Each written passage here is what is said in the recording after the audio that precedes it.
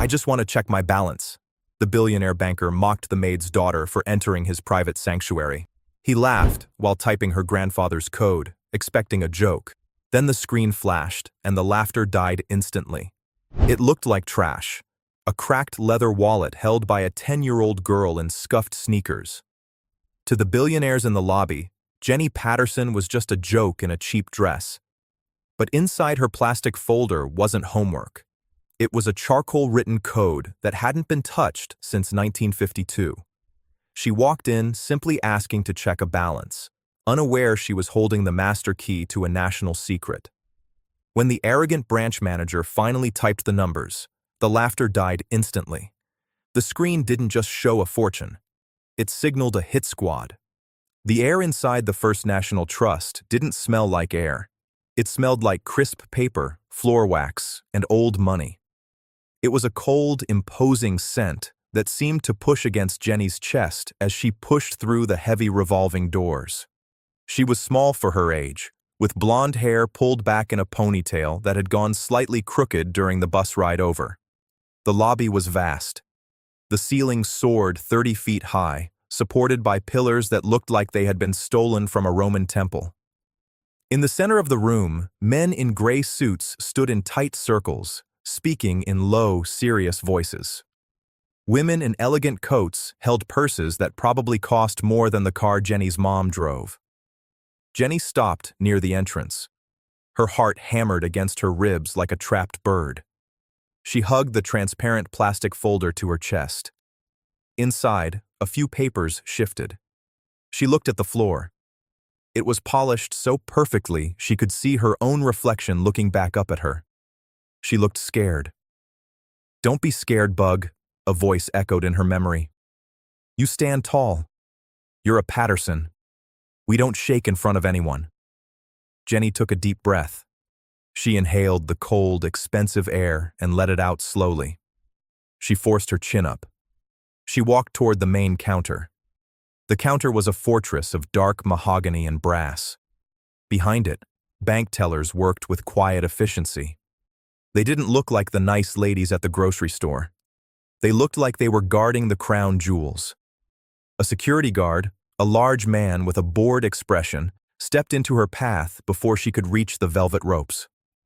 "Lost your parents, kid?" the guard asked. He didn't sound mean, just dismissive.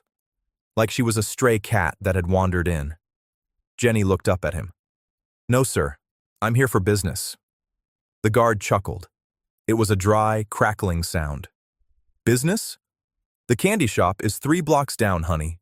This is a bank, a private bank." "I know what it is," Jenny said. Her voice trembled, but only a little. "I need to see a teller."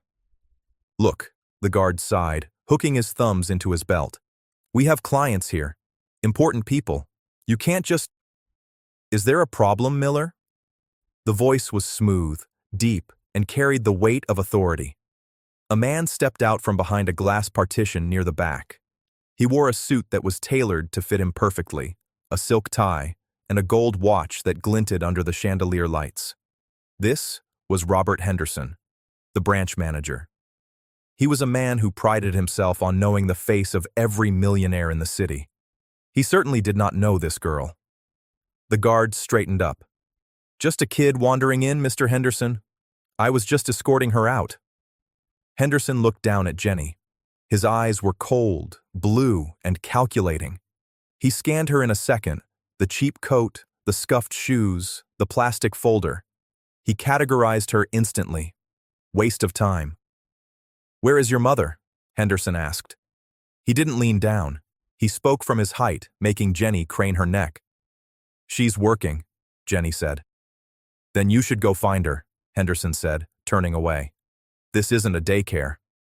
"I'm not here for daycare," Jenny said. Her voice was louder this time. It cut through the low hum of the lobby. A few heads turned. A woman in a fur coat paused her conversation to look over her sunglasses. Henderson stopped. He turned back slowly, a look of mild annoyance crossing his face. "Excuse me?" "I'm here to access an account," Jenny said. She stepped around the guard. She walked right up to the mahogany counter. The top of it was almost at her eye level. Henderson let out a short, sharp laugh. It wasn't a happy laugh. It was a laugh meant to make her feel small. An account, Henderson repeated, looking at the other customers to share the joke. Did you save up your allowance, sweetheart? The piggy bank exchange is at the community credit union across town. We require a minimum deposit here that, well, let's just say it's more than your neighborhood earns in a year. The woman in the fur coat giggled. A man in a blue suit smirked and shook his head. Jenny felt her face grow hot. She felt the sting of their eyes. They were looking at her like she was dirt on their shoes. She wanted to run. She wanted to turn around, push through the doors, and sprint until her lungs burned. Courage isn't about not being scared, Bug. It's about doing it anyway. She remembered her grandfather's hand. It was rough, calloused, and shook sometimes, but it was the strongest hand she had ever held. He had given her the folder 2 days before he died. He had made her promise. Go to the First National. Don't take your mom. She'll be too afraid to walk in. You go. You're the brave one. Jenny placed the folder on the counter. I have the information here. I want to check my balance. Henderson sighed. He walked over to the counter, leaning his elbows on it, looking down at her with a mix of pity and irritation. Listen to me, he said, his voice low. I don't have time for games. I have clients waiting who manage millions of dollars. You are disrupting the atmosphere. Now, take your homework folder and leave, or I will have security carry you out. It's not homework, Jenny said. She opened the plastic snap of the folder. I'm calling the police, the guard grumbled, reaching for his radio. Wait, Henderson said. He held up a hand. He was enjoying this, in a cruel way. He wanted to see what was so important that this little girl would brave a room full of sharks. Let's see what she has. Maybe she has a coupon she wants to redeem. More laughter from the lobby. The cruelty hung in the air, heavy and suffocating. Jenny reached into the folder. Her small fingers trembled as she pulled out 3 things. First, she placed an old, worn leather wallet on the counter. It was cracked with age. Second, she placed a birth certificate. Third, she placed a small, silver key. It was heavy and looked very old. Henderson looked at the items. He raised an eyebrow. A wallet? Is this a lost and found? It was my grandfather's, Jenny said. He said the account is in his name, but he left it to me. And who was your grandfather? Henderson asked, picking up the wallet with 2 fingers as if it might be dirty. A janitor? Did he win a scratch-off ticket? His name was James Patterson, Jenny said clearly. The name didn't register with Henderson. He shrugged. Patterson. We have a dozen Pattersons. Unless he was the Patterson who owns the steel mills, I doubt he has business here. He wasn't a steel man, Jenny said. He was a soldier. A soldier, Henderson scoffed. Thank you for his service, but veteran benefits are handled by the government, not by private wealth management firms. He pushed the wallet back toward her. Go home, kid. Jenny didn't move. She pushed the wallet back toward him. He said to give you the account number, she said. He said you have to check it. It's the law. Henderson's jaw tightened. He was losing patience. The audience in the lobby was starting to lose interest, returning to their conversations. He needed to end this. Fine, Henderson snapped. Give me the number. I will punch it in. The screen will say, account not found, or show a balance of $5, and then you will leave. Deal? Jenny nodded. Deal. She opened the wallet. Inside, on a yellowed piece of paper, was a string of numbers written in shaky charcoal pencil. She read them out loud. 4, 7, 2, Alpha, 0, 0, 1. Henderson typed the numbers into his computer terminal without looking at the screen. He did it aggressively, hitting the keys hard. There, he said, looking at her. I typed it. Now the system is searching. It will take a moment to realize you're wasting my time. Jenny stood on her tiptoes, trying to see the monitor, but the back of the computer faced her. She could only see Henderson's face. She watched him. She watched the arrogance in his eyes. She watched the smug little smile playing on his lips. "You know," Henderson said, leaning back in his leather chair, "my daughter is about your age. She's in a private academy right now. She knows better than to interrupt adults. Maybe your mother should invest in some etiquette lessons for you instead of sending you on wild goose chases." Jenny bit her lip. "My mom works hard. She cleans houses for people like you." Henderson laughed. "I'm sure she does, and she probably does a fine job, but that doesn't mean you belong in the bank." Suddenly, the computer let out a soft ping. "Ah," Henderson said. "The verdict is in." He spun his chair around to face the screen. He was ready to read out the error message. He was ready to make a witty comment and point to the door. "Let's see," he muttered. "Account holder, James Patterson. Status." His voice trailed off. Jenny watched his back. She saw his shoulders stiffen. He sat perfectly still for a moment. Then he leaned forward. He squinted at the screen as if he couldn't read the words. He tapped a key, then another. He took a handkerchief from his pocket and wiped his forehead, though it wasn't hot. "Mr. Henderson?" Jenny asked softly. He didn't answer. "Is it $5? She asked. Henderson didn't speak. His hand moved to his mouse. He clicked something. Then he clicked again, faster this time. Behind him, the lobby had gone quiet again. People had noticed the silence. They noticed that the arrogant manager had stopped talking. They noticed the tension radiating from the man in the suit. "Is there a problem, Robert?" A man in a gray suit called out from the waiting area. Henderson ignored him. He was staring at the screen as if he had seen a ghost. Slowly, he turned his chair back around. His face was pale. The smug smile was gone, completely wiped away. In its place was a look of confusion and something else. Fear. He looked at Jenny, really looked at her. He looked at her worn-out sneakers. He looked at her cheap pink coat. He looked at her blonde pigtails. He swallowed hard. His Adam's apple bobbed. What did you say your name was?" Henderson whispered. His voice was hoarse. "Jenny," she said. "Jennifer Patterson." Henderson looked back at the screen, then at the guard. "Miller." "Yes, sir?" The guard stepped forward, reaching for Jenny's arm. "I'll take her out now." "No!" Henderson shouted. The shout echoed off the marble walls. Everyone in the bank froze. The tellers stopped counting cash. The customers stopped talking. The guard jumped back, startled. "Don't touch her," Henderson said, his voice trembling. He stood up. He walked around the counter. He didn't walk with his usual swagger. He walked quickly, nervously. He stopped in front of Jenny. He knelt down on one knee. He didn't care about his expensive suit touching the floor. He needed to be at eye level with her. "Jenny," Henderson said. He sounded out of breath. You said you wanted to check the balance?" "Yes," Jenny said. "Grandpa said I had to." "Did your grandfather—" Henderson paused, licking his dry lips. "Did he tell you what was in this account?" "No," Jenny said. "He just said it was for the rainy days. He said he saved it from before the war, and after." Henderson let out a shaky breath. He looked back at his computer screen, which was still glowing with the numbers he couldn't comprehend.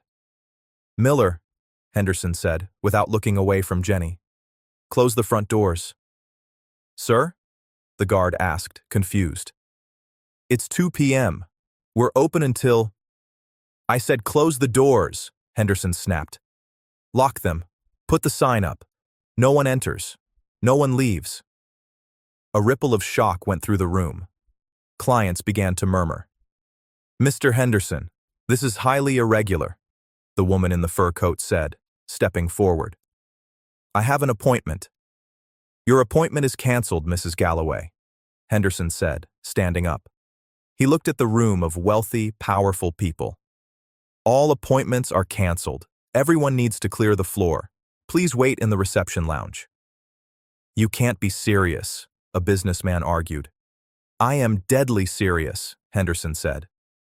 He turned back to Jenny. His hands were shaking slightly. "Jenny, please," he said, gesturing toward a heavy oak door behind the teller line. The door that had a golden plaque reading Private Client Services. "Will you come with me? We need to verify some documents." Jenny clutched her folder tighter. "Can I see the screen first?" Henderson hesitated. He looked at the monitor. Then he looked at the 10-year-old girl. "I don't think—" he started, then stopped. "Okay, come here." He guided her around the counter. The tellers parted like the Red Sea, staring at the girl in the dirty sneakers. Jenny walked up to the desk. She looked at the screen. It was a black screen with green text, old-fashioned looking. At the top, it said, "Master Account, Patterson, James F., Colonel." Below that were lists of investments, bonds, gold reserves, land deeds, and at the bottom, in bold green letters, was the total available balance. Jenny read the number. She blinked. She read it again. She didn't know how to say a number that big. She knew thousands. She knew millions. She had heard of billions on the news. But this number had too many commas. "Is that—" Jenny whispered. "Is that real?" "It's real," Henderson said softly. "It's very real." "That's a lot of rainy days," Jenny said. "Miss Patterson," Henderson said, his voice respectful, almost terrified. "This isn't just a bank account. This is a national reserve level of liquidity. This account hasn't been touched since 1952. He looked at the old wallet on the desk. "Who was your grandfather?" Henderson asked again. But this time he wasn't mocking. He was begging for an answer. "Who was he really?" Jenny touched the screen gently. "He was just Grandpa," she said. "But sometimes men in black cars would come to our porch and salute him." Henderson's face went pale. "Men in black cars?" "Yes," Jenny said. "They called him the Architect." Henderson grabbed the edge of the desk to steady himself. He knew that name. Every banker who studied the history of the post-war economy knew rumors of that name. The Architect, the man who rebuilt the shadows. And here was his granddaughter, wearing a coat that cost $20, holding the key to an empire. "We need to make a call," Henderson said. "We need to call the board of directors. And we probably need to call the Pentagon." Jenny looked up at him. "I just want to know if I can take out $50. Mom needs groceries." Henderson looked at her, and for a second, he almost laughed. But it wasn't a mean laugh this time. It was the laugh of a man who realizes the absurdity of the universe. "So, $50, Henderson whispered. "Child, you could buy this bank. You could buy this street." Just then, the phone on Henderson's desk rang. It wasn't the regular phone. It was a red phone that sat on a separate stand. A phone that Jenny had never seen ring in any movie. Henderson stared at it. He didn't want to pick it up. "Answer it," Jenny said. "Grandpa said people would call." Henderson reached out a trembling hand and lifted the receiver. "This is Henderson," he squeaked. He listened for a moment. His eyes went wide. He looked at Jenny with pure horror. "Yes, sir," Henderson said. "She's here. Yes, sir. No, sir. No one has seen the screen except me. And her." He listened again. "Understood." He hung up the phone slowly. The room felt colder. "Who is that?" Jenny asked. "That," Henderson said, "was Washington." He looked at the door.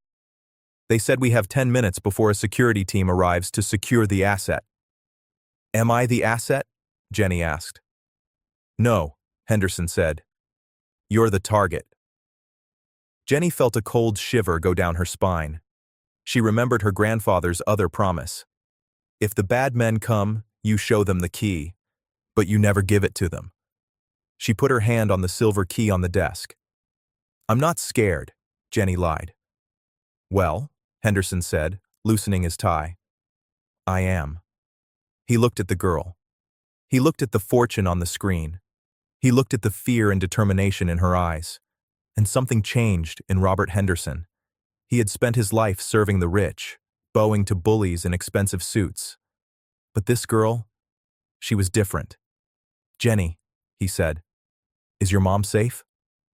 "She's cleaning Mr. Vance's house," Jenny said. "On the hill." "Vance?" Henderson spat the name out. "Vance is on the board here. He's one of the people who— Never mind." He typed something quickly on his keyboard. He printed a document. "Take this," he said. "Put it in your folder." "What is it?" "It's a transfer authorization," he said. "If anything happens to me, if those men take me away, you need to sign this. It moves the money." "Moves it where?" "To the one place they can't touch it," Henderson said. "Charity." Bang! A loud noise came from the front of the bank. The heavy glass doors shook. Someone was pounding on them. "Open up!" a voice shouted from outside. "Federal agents!" Henderson looked at the camera monitor. "Those aren't federal agents," he whispered. "Agents don't wear masks." He grabbed Jenny's hand. "Come on," he said. "We're going to the vault." "But my balance," Jenny started. "Forget the balance," Henderson yelled, pulling her toward the back. "We need to survive the withdrawal." The vault door was a circle of steel 3 feet thick, a masterpiece of engineering that weighed as much as a freight train. Henderson threw his shoulder against the internal locking wheel. He wasn't a strong man. He played golf, not rugby. But fear gave him a sudden, frantic strength. He spun the wheel. The tumblers fell into place. The world outside, the shouting men, the ringing alarms, the marble lobby, was instantly cut off. Silence rushed in to fill the space. It was a heavy, pressurized silence. The safety deposit vault was a long, narrow room lined with thousands of small metal drawers, floor to ceiling. The air here was recycled and cold. It smelled of dust and old secrets. A single strip of fluorescent light flickered overhead, casting long shadows. Henderson leaned his back against the steel door, sliding down until he hit the floor. He loosened his silk tie until it hung limp around his neck.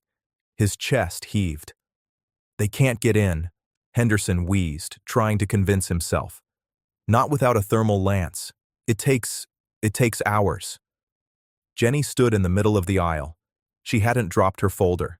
She looked at the rows of boxes, then at the terrified man on the floor. "Mr. Henderson?" she asked. He looked up, wiping sweat from his upper lip. "Yes?" "You lost a shoe." Henderson looked down. His left foot was clad in a black dress sock. His expensive Italian loafer was back in the lobby, probably being stepped on by the men in masks. He let out a short, hysterical chuckle. "So I did. That was a $600 shoe."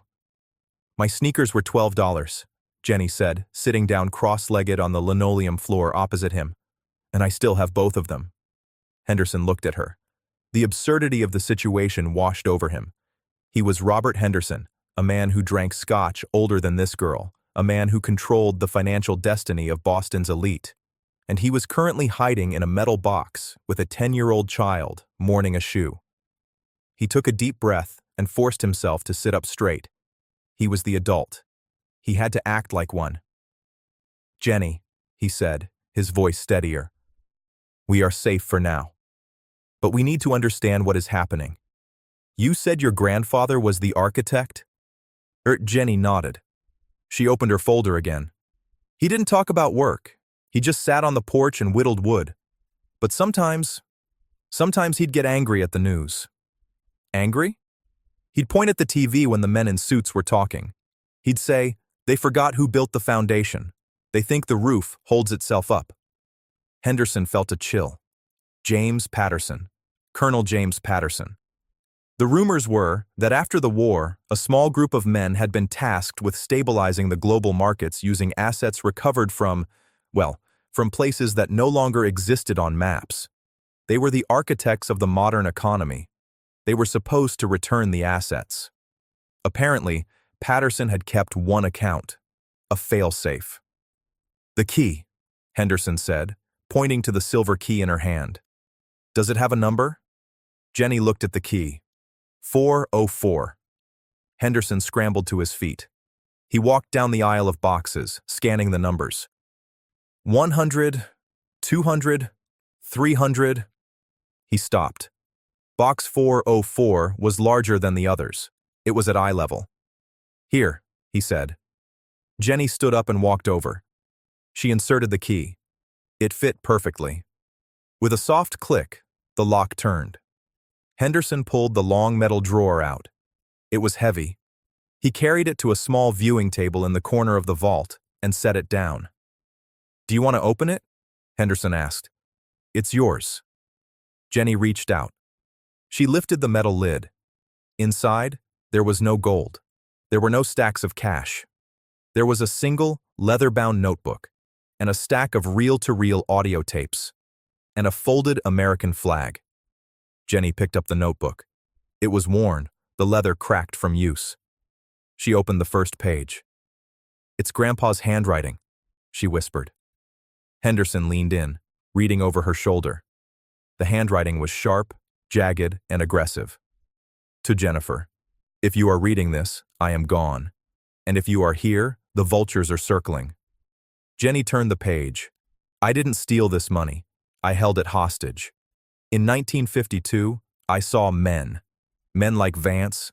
Men like the ones who will smile at you while they burn your house down, trying to turn the reconstruction funds into a private piggy bank. They wanted to own the future. So, I took the master ledger. I moved the funds to a ghost account. I became the architect, not to build their world, but to hide the bricks so they couldn't finish it."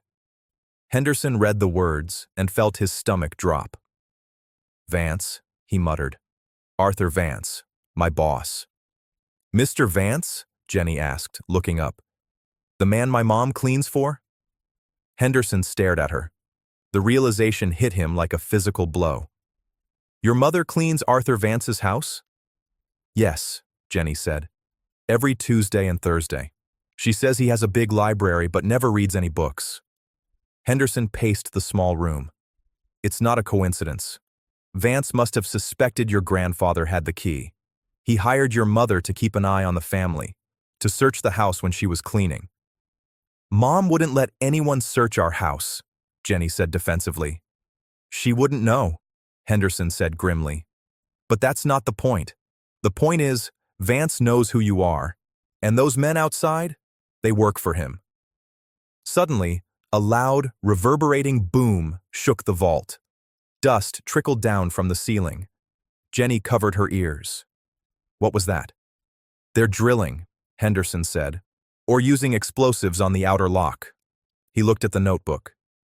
"Keep reading, Jenny. Does he say how to stop them?" Jenny turned to the last page of the notebook. "You have a choice, Bug. The account requires 2 keys to unlock the funds. The physical key you have and a biometric voice code. Option A. You give them the key. They get the money. They will likely let you go, but they will own the city, the state, and everything else. They will win. Option B. You authorize the dead man's switch. It donates every cent to the National Debt Relief Fund and erases the account history. The money vanishes. They get nothing. But be warned. If you choose option B, they will be very, very angry." Jenny looked at Henderson. "What's a biometric voice code?" "It's your voice," Henderson said. "Or your grandfather's voice. Did he leave a recording?" "No," Jenny said. She touched her throat. He said I had his voice." Henderson looked at the interface on the vault wall. It was an old intercom system connected to the bank's mainframe. "The system is listening," Henderson said. "It's waiting for a command." Boom! The second explosion was louder. The steel door groaned. XT, First National Trust, Street, Day. The street outside the bank was a circus of flashing lights. Police cars had blocked off the avenue, but they were being held back by black SUVs. Men in tactical gear, who did not have police written on their backs, had formed a perimeter.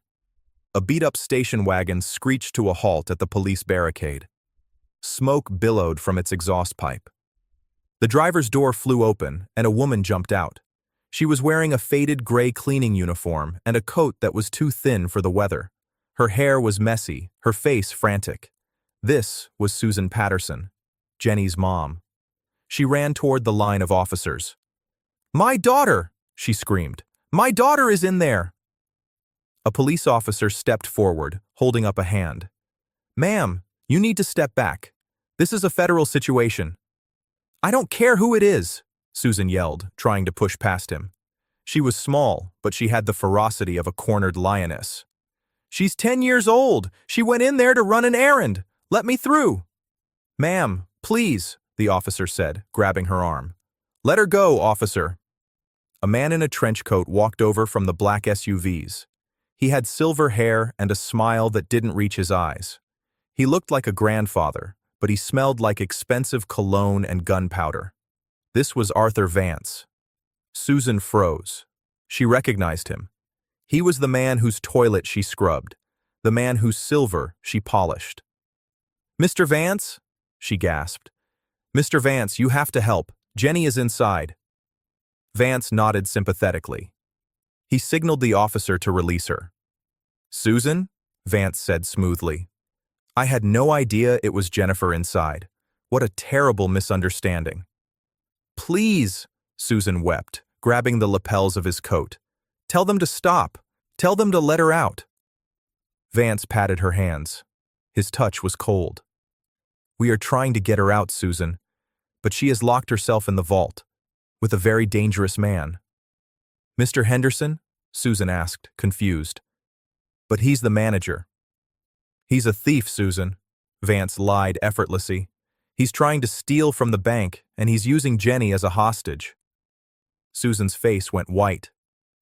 "However," Vance continued, leaning in close, "we have a way to talk to them. If you can convince Jenny to open the door, to give us the key she has, we can save her." He pulled a radio from his pocket. "Will you talk to her, Susan? Will you tell her to be a good girl and give the nice men the key?" Susan looked at the radio. She looked at Vance. She saw the glint in his eye. She remembered the way he looked at her when she was cleaning. Like she was furniture. Like she didn't exist. She remembered Jenny's stories about Grandpa. Never trust a man who smiles while he holds a weapon. Vance was holding the radio like a weapon.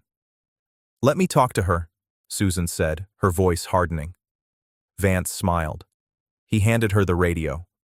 The intercom on the wall buzzed. Static crackled. "Jenny?" The voice was tinny, distorted, but Jenny knew it instantly. "Mom!" Jenny shouted, jumping up. She ran to the speaker on the wall. "Mom, I'm here!" Henderson moved closer, listening intently. "Jenny, baby, are you okay?" Susan's voice came through, trembling with tears. "I'm okay, Mom. Mr. Henderson is with me.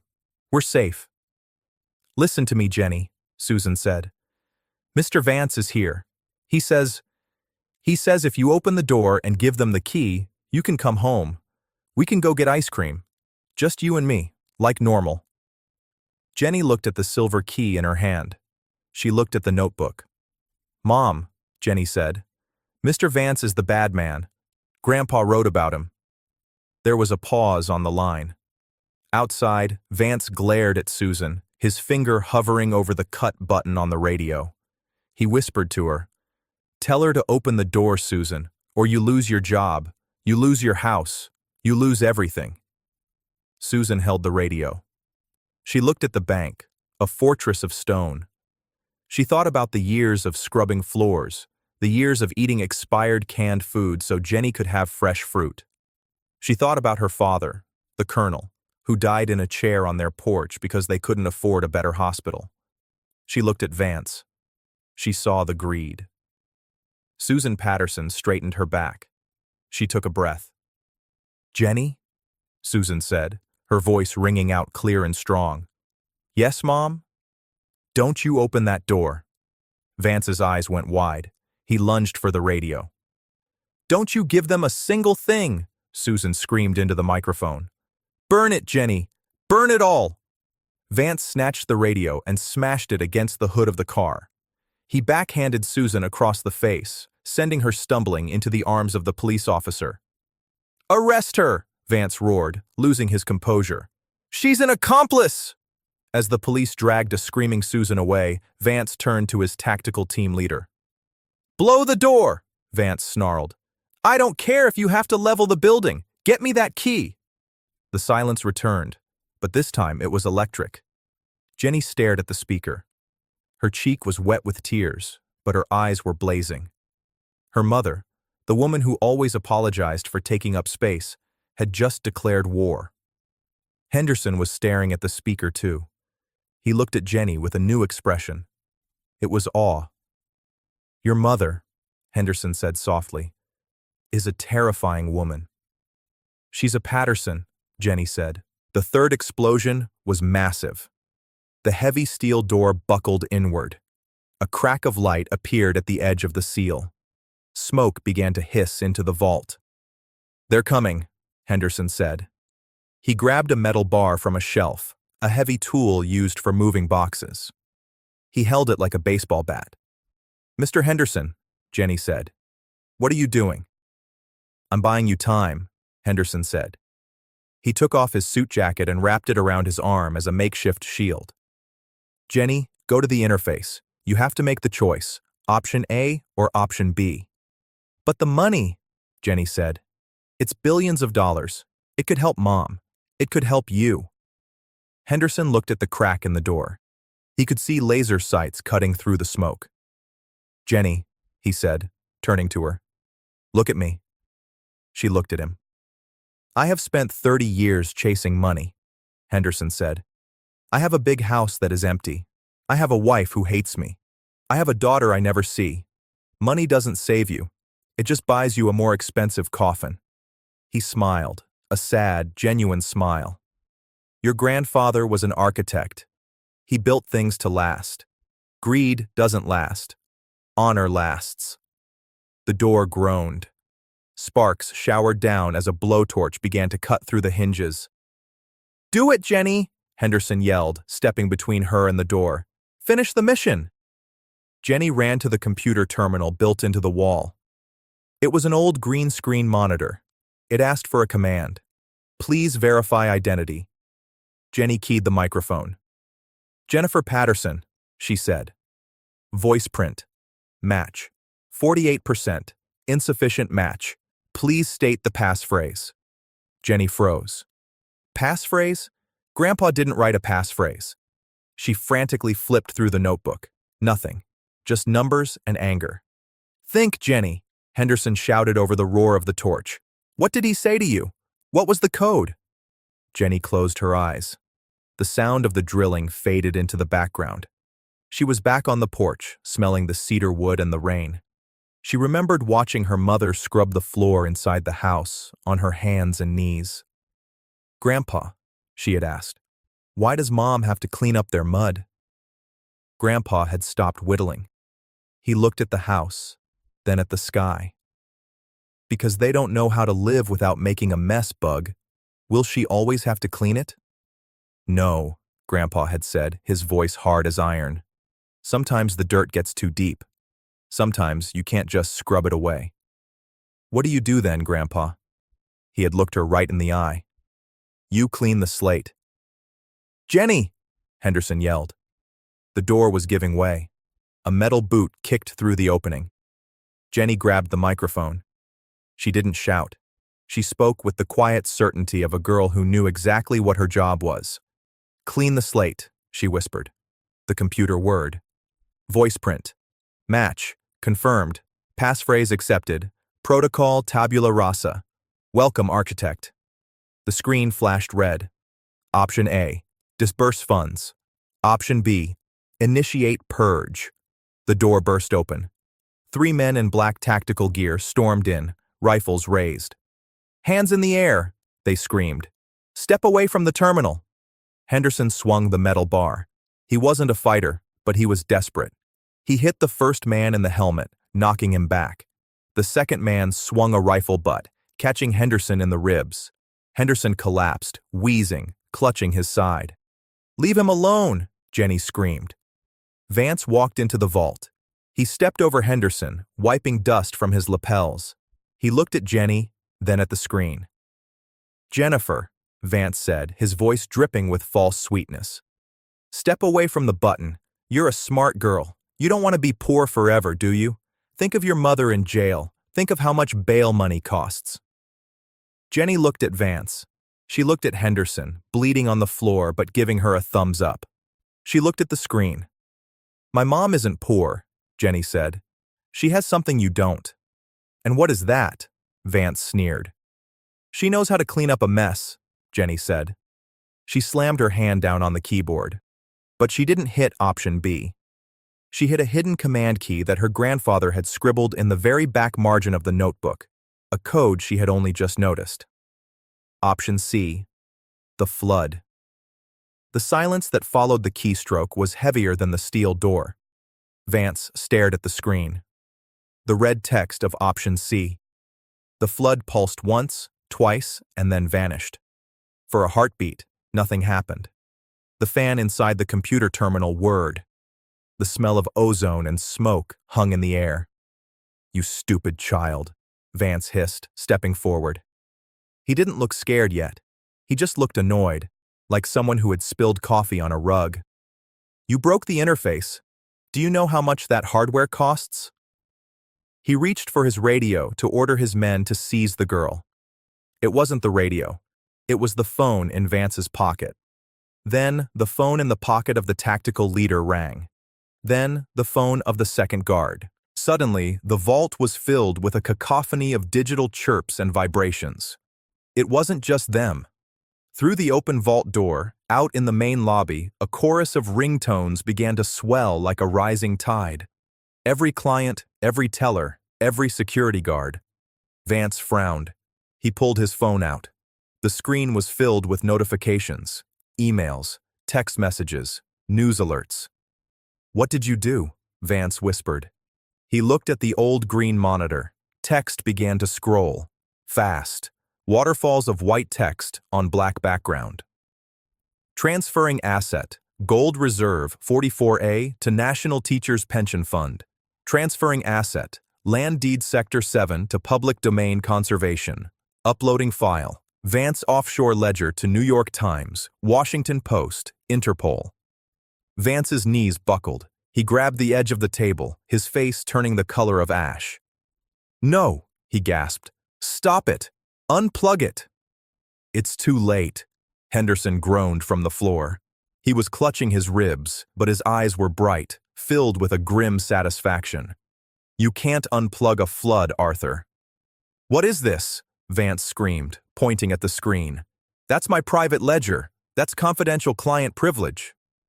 Grandpa called it turning on the lights, Jenny said calmly. She stood with her hands by her sides, looking small but immovable. He said cockroaches hate the light. Vance lunged at her. You little... Sir! The tactical leader grabbed Vance's shoulder, holding him back. Sir, we have a problem. My command just messaged me. They're aborting the contract. They say our accounts have been frozen. I pay you! Vance shrieked. I own you! Check your balance, sir, the guard said coldly. Vance looked at his phone. He opened his banking app. He tapped the screen with trembling fingers. Balance. $0. Status. Seized. Evidence locker number 404. It's gone, Vance whispered. It's all gone. Not gone, Jenny corrected him. Moved to people who need it. Sirens wailed outside. Not the polite chirps of police cruisers keeping traffic away. These were the heavy, insistent sirens of federal transport trucks. Henderson chuckled. It hurt to laugh, but he couldn't stop. That phone call I made earlier? Henderson wheezed. To Washington? They said they'd send a containment team. I thought they meant for the money. He looked at Vance, who was staring at his phone in catatonic shock. Turns out, Henderson said, they were coming for the evidence, and you just gave it to them. The tactical team lowered their weapons. They were mercenaries. They didn't fight for free, and they certainly didn't fight for a man who had just been exposed as the biggest embezzler in state history on every news channel in the world. Vance looked around the room. He looked at the guards stepping away from him. He looked at the open vault door. He looked at Jenny. For the first time, He didn't see a maid's daughter. He saw the colonel. He saw the architect. "You ruined me," Vance whispered. "I am a pillar of this community." "You're a termite," Jenny said, "and we just fumigated the house." The scene outside was chaos, but of a different kind. The terrifying perimeter of black SUVs had been breached by news vans. Cameras flashed like lightning. Reporters were shouting, microphones thrust into the air. The front doors of the bank opened. The crowd went silent. First came the tactical team, hands zip-tied behind their backs, led by grim-faced federal marshals. Then came Arthur Vance. He wasn't walking with his usual confident stride. He was handcuffed, his expensive coat draped over his head to hide his face from the cameras. But the cameras found him. They captured the image of the billionaire being led away like a common thief. Then, a pause. A paramedic team wheeled a stretcher out. Robert Henderson lay on it, an oxygen mask over his face. He looked pale, but as he passed the cameras, he did something Robert Henderson had never done in his career. He gave a peace sign. And finally, walking behind the stretcher, holding the hand of a frantic, weeping woman in a gray cleaning uniform, was Jenny. She still held the plastic folder. She still wore the scuffed sneakers. "Jenny?" Susan sobbed, dropping to her knees on the sidewalk and pulling her daughter into a crush of an embrace. "Oh God, Jenny, I thought I lost you." Jenny buried her face in her mother's shoulder. The adrenaline finally broke. She wasn't the architect anymore. She wasn't a soldier. She was just a 10-year-old girl who had a very long day. "I'm okay, Mom," she cried. "I'm okay." The reporters surged forward, held back by the police line. Jennifer! Jennifer! Is it true you released the files?" "Miss Patterson, how much money was in the account? What do you have to say to the banks?" Jenny looked up. She wiped her eyes with her sleeve. She looked at the cameras, at the flashing lights, at the city skyline that loomed over them. She remembered Henderson's words. "Greed doesn't last. Honor lasts." She looked at the nearest microphone. "I just wanted to check my balance," she said into the silence. "But the machine was broken, so I fixed it." The room was quiet. A detective sat across the table. He looked tired. There was a coffee cup in front of him and a thick stack of papers. Susan sat next to Jenny. She held Jenny's hand so tight her knuckles were white. "Technically," the detective said, rubbing his temples, "what you did constitutes computer fraud, unauthorized access of a federal database, and, well, causing a panic." Susan stiffened. "She's a child. She was coerced." "I know," the detective said. He sighed. He pushed the papers away. "And honestly, we've been trying to pin Vance for 10 years. The files that accidentally got emailed to the Justice Department this afternoon, they're a gold mine. You did our job for us, kid." "Does that mean I'm in trouble?" Jenny asked. The detective smiled. "It means we're going to lose your paperwork. It happens. Bureaucracy is messy." He stood up. "You're free to go, but there's someone waiting for you in the lobby. He posted your bail, even though we didn't actually charge you." Robert Henderson sat on a plastic bench. He was still wearing his suit trousers, but his shirt was unbuttoned, revealing a thick bandage wrapped around his ribs. He had a cane leaning against his knee. The paramedics had given it to him for support. He looked older than he had in the bank, but he also looked lighter. The weight of the pretension, the arrogance, the need to impress, it was gone. When he saw Jenny and Susan walk out, he struggled to stand up. "Mr. Henderson," Susan said, rushing forward to help him. "You shouldn't be up." "I'm fine, Susan," he said, waving her off gently. "Just a bruised rib and a bruised ego. Both will heal." He looked at Jenny. He reached into his pocket and pulled out the old leather wallet. "The police gave me my effects back," Henderson said. "But they found this in the vault. I swiped it before they could tag it as evidence." He handed the wallet to Jenny. "It's empty," Jenny said. The money is gone. The account is empty, Henderson corrected. The wallet, well, that's an heirloom. A reminder. He looked at Susan. Mrs. Patterson, I owe you an apology. For how I treated you. For how I treated everyone. I was a small man in a big chair. Susan looked at him. She saw the sincerity in his eyes. You saved my daughter, Robert, she said, using his first name. That makes you a giant in my book. Henderson blushed. He actually blushed. I've been fired, of course, he said with a wry smile.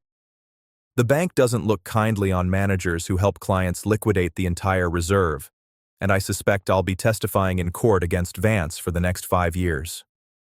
What will you do? Jenny asked. Well, Henderson said, looking at the ceiling. I was thinking about that. The flood protocol moved a significant portion of the funds to a new charitable trust, the Patterson Architect Foundation. It needs a director, someone who knows how to manage money but no longer loves it. He looked at Jenny. I don't suppose you'd mind if I applied for the job. I'd have to answer to the board of trustees, of course. Who are the trustees? Susan asked. Henderson grinned. You are, and Jenny. Susan covered her mouth with her hand. Us? The trust pays a stipend to the trustees, Henderson said, his voice soft. It's not billions, but it's enough. You won't have to clean houses anymore, Susan, unless you want to. Susan looked at her hands. Rough, red, tired hands. She looked at Jenny. I think, Susan whispered, I'm ready to hang up the apron. XT. Patterson porch. 2 weeks later. Sunset. The house needed paint. The porch railing was still loose, but the foreclosure notice that had been stapled to the front door was gone. Jenny sat on the top step. She had a piece of cedar wood in her hand and a small pocket knife. She was trying to whittle, just like her grandfather used to. It didn't look like anything yet, just a stick with shavings, but she was patient. A car pulled up the gravel driveway. It wasn't a luxury sedan, it was a sensible, mid-range hybrid. Robert Henderson got out. He wore a cardigan and slacks, no tie. He looked like a grandfather, not a shark. He walked up the path, holding a box of donuts. Afternoon, Director, Jenny said. Afternoon, Trustee, Henderson replied, sitting down on the step next to her. He groaned slightly as his ribs settled. How's the whittling? Hard, Jenny admitted. I think I'm making a toothpick. Gotta start somewhere. Susan came out of the house. She was wearing jeans and a t-shirt. Her hair was down. She looked 10 years younger. She carried a tray with 3 glasses of lemonade. Robert, she said warmly. You stayed for dinner? I'm making pot roast. I wouldn't miss it, Henderson said, taking a glass. And I brought the paperwork for the scholarship fund. We have the first batch of applicants. Any good ones? Jenny asked. A few, Henderson said. There's a kid in South Boston, 10 years old, wants to be an engineer. His essay was written in crayon because he didn't have a pen. Jenny smiled. Give him a full ride. Already stamped it, Henderson said. They sat in silence for a moment, watching the sun dip below the horizon. The sky turned purple and gold. It was a quiet, peaceful evening. The kind of evening that money couldn't buy, but that courage could protect. You know, Henderson said, taking a sip of lemonade, I checked my own balance today. Jenny looked at him. And? It's lower than it used to be, Henderson said. A lot lower. He looked at Susan, who was laughing at something Jenny said. He looked at the girl who had walked into his bank and blown up his life in the best way possible. But, Henderson added, a genuine warmth spreading through his chest, I think I'm finally in the black. Jenny leaned her head on his shoulder. It was a small gesture, but it carried the weight of the world. Good job, Mr. Henderson, she said. Call me Bob, he said. Okay, Bob. The wind rustled through the trees. Somewhere, far away, sirens wailed in the city, chasing bad men. But here, On the porch, there was only the sound of crickets, the clinking of ice in glasses, and the steady, rhythmic scritch-scratch of a knife carving wood. The architect had built the foundation, but his granddaughter was building the home. And that is where we leave Jenny and Bob, sitting on a porch that feels richer than any bank vault. I hope this story reminded you that real value isn't always found on a screen. Sometimes it's found simply in standing tall when you're scared. I'd love to know where you were while this unfolded. Were you relaxing after a long shift, or maybe enjoying a quiet moment like Jenny's final sunset? Let me know in the comments. I read every single one. If this story moved you, please hit like and subscribe to help us keep building this library of tales. Your support truly helps us stay in the black. Thank you for spending this time with us.